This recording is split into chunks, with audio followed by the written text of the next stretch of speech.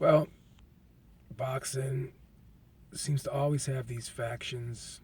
Boxing always seems to be divided into groups. And one of the groups we have now is, the PBC group versus the HBO group. And at the end of the day, you know, it's the same. Boxing is cyclical. It always has been. The sport as a whole has always had its ups and downs. So to just say that, you know, one group of fighters is doing worse than another group of fighters, instead of looking at, the sport in its totality across the board as really not doing well overall, particularly in the United States, and that's what I'm saying. In other countries, in other regions, as the UK, it's definitely boxing is thriving. It's doing very, very, very well.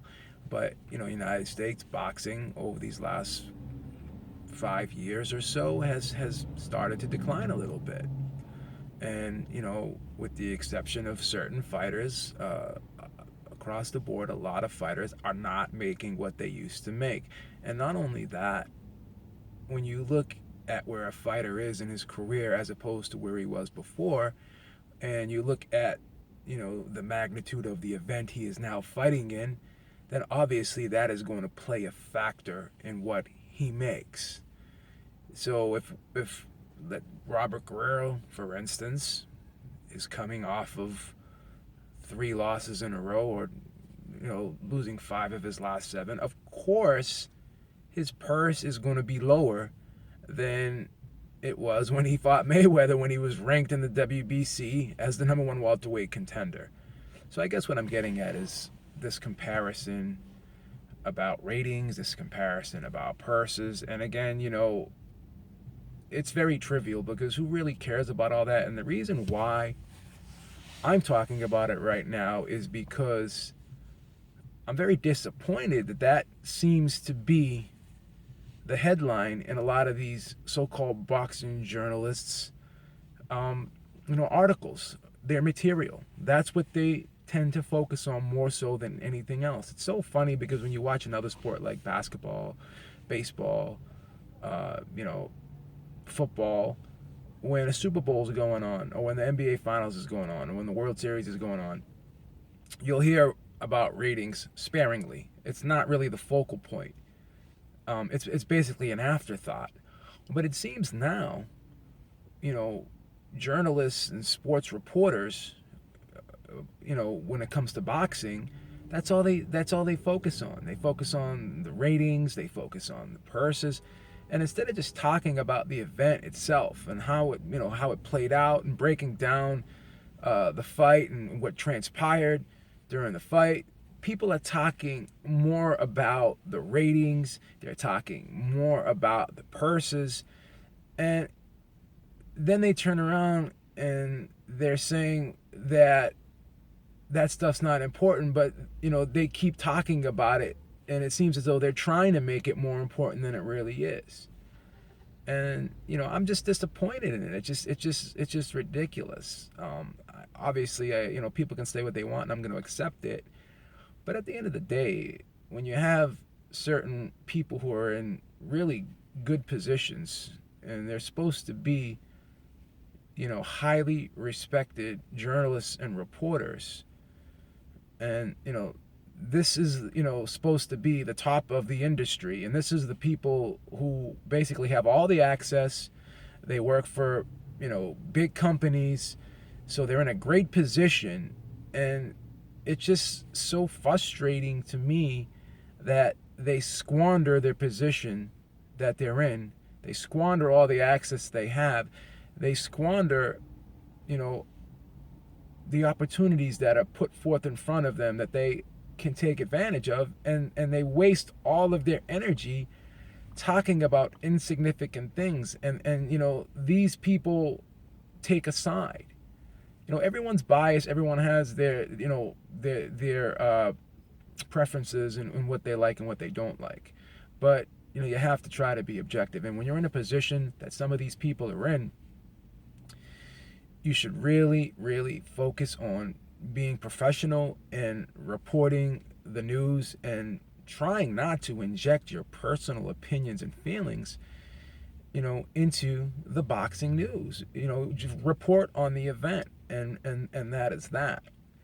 And when you show favoritism to one side, it just really, really hurts your credibility as a journalist and a reporter. So boxing across the board has taken a hit. HBO's budget is not what it used to be. Okay, PBC's budget's not what it used to be.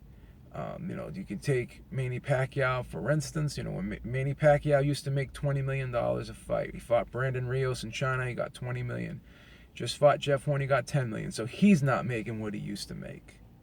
So, we have to put that in context. Manny Pacquiao, hasn't been looking great lately. He's on the downside of his career. He's still a very good fighter, but he's not what he used to be. He's not as popular as he used to be in terms of the boxing world. I mean, everyone knows who he is, but he's not the top guy at welterweight anymore. A lot of these young bucks are on the rise, and the perception is that these young guys can beat him now.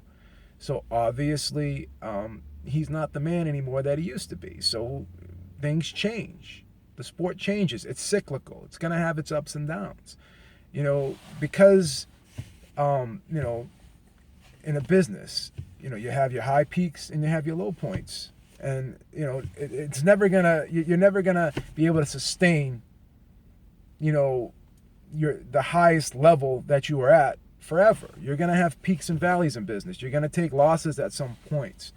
Not every fight is going to be a blockbuster in the ratings. Circumstances affect that. So, to just sit there and say that this is the fault of the way one company is doing something as opposed to another company, yeah, I will say this about the PBC. Al Heyman really is not an experienced promoter. That's not what he does. He's a manager. So when, first and foremost, his mentality is to get the fighters the most amount of money that he can for the least amount of risk, or get them the best deal possible. He doesn't have the same mentality as a Bob Arum. Bob Arum doesn't care about all that. Bob Arum wants to put on the best events possible. Bob Arum has been a promoter for 45 years or so. I mean, he's got tons more experience than Al Heyman. He surrounds himself with good matchmakers. So you got to give Bob Arum credit in that regard. Al Heyman, just his mentality is not the same as Bob Arum's. Whether that's good or bad, that's up for people to decide, and that's their opinions. If you're a fighter, then obviously you're probably going to like Al Heyman better than you're going to like Bob Arum, because Al Heyman basically has the fighter's interest at heart first and foremost, where Bob Arum, his job and the mentality he has is to put on the best event possible, the most successful event possible. So, Al Heyman, I think, does need some work in that area. He does need better matchmakers. He should be able to put on better fights than he's put on. But again, that's not to excuse Bob Arum for putting on his showcase fights and putting on his in-house fights, and him not always putting on the best fight possible because of, the politics in the sport. And that's always going to be there, and it always has been there, even with the days of, Dan Duva, main events, and Don King, and Top Rank back then. There's always been these battles, among promoters, and they've always had these situations where there's been points in times where certain promoters wouldn't work with certain promoters. All this stuff is not new. Now, PBC could be doing a lot of things better. There's no question about that. But, so could HBO, so could Top Rank. I mean, they make mistakes too. They make mistakes too. So the thing is this: when you look at that PBC card on Fox, yeah, I mean, Fox is a much larger audience. When you fight on Fox, you have a much larger viewership potential as opposed to HBO. There's no question about that. But HBO had a couple title fights on that card, whereas basically this PBC card was with guys who were off for a long time, and they're just getting back into the mix, and they're just trying to become active again, and the fights obviously were not going to be title fights, because why would a guy who's been off for a long time be in a real gigantic fight? He's got to work his way back into the mix. Obviously, we knew Robert Guerrero was on the outs, but the intrigue factor of that was Omar Figueroa moving up in weight, another guy who's been off as well, who has a very aggressive style, just like Robert Guerrero. Both guys have a kill or be killed mentality. So on paper, the two styles, made for an exciting fight, and it played out as an exciting fight. Robert Guerrero did get knocked out, was beaten soundly at the end, but he kept coming back and tried to land shots, and at some points in the fight did land big shots against Figueroa. So that was a very entertaining fight. Marcus Brown fight was very entertaining, whereas when you look at the HBO card, it wasn't extremely entertaining. On paper, that Joe Smith Sullivan Barrera fight, I was very, very excited about. That was the fight that I wanted to watch more so than any other fight that weekend. And with all due respect to Joe Smith, the fight was very one-sided and was very uneventful. So in terms of entertainment value, the Robert Guerrero Omar Figueroa fight was just more fun to watch, in my opinion. I'm not saying that wasn't one-sided, but at least Guerrero was coming back and landing some shots, and there were instances in the fight where you said to yourself, "Oh, he's hitting Figueroa.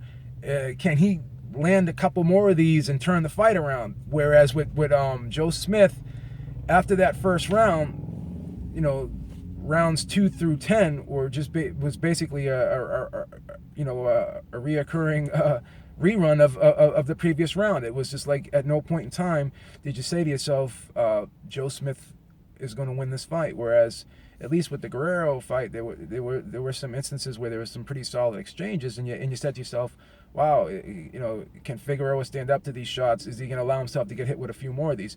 Whereas Joe Smith, after that first round, couldn't hit Sullivan Barrera with a handful of rice in the ass, and that's just the way it was.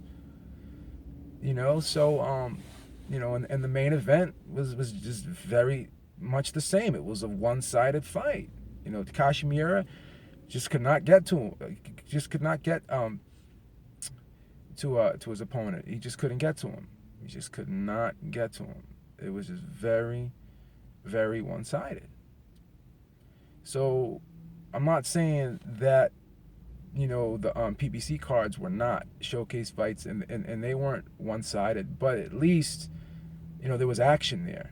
There was knockouts. They were fan-friendly fights for people who just turned, skimming through their channels. They're seeing guys winging away, landing shots or whatever.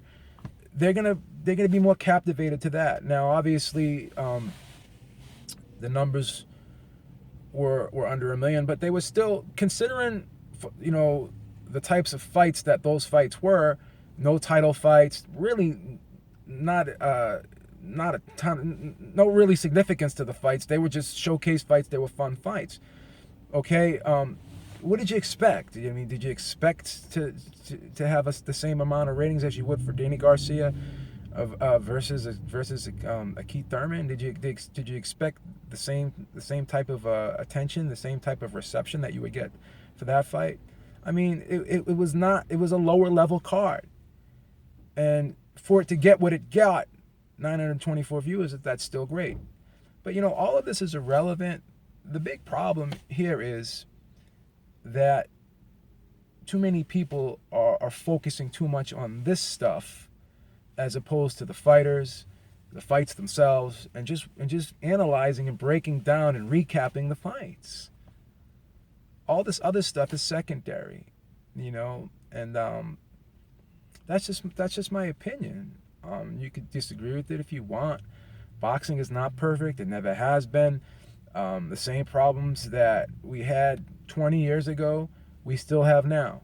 And we're always going to have those types of problems because everyone involved in the sport of boxing is going to have their best interests at heart first and foremost.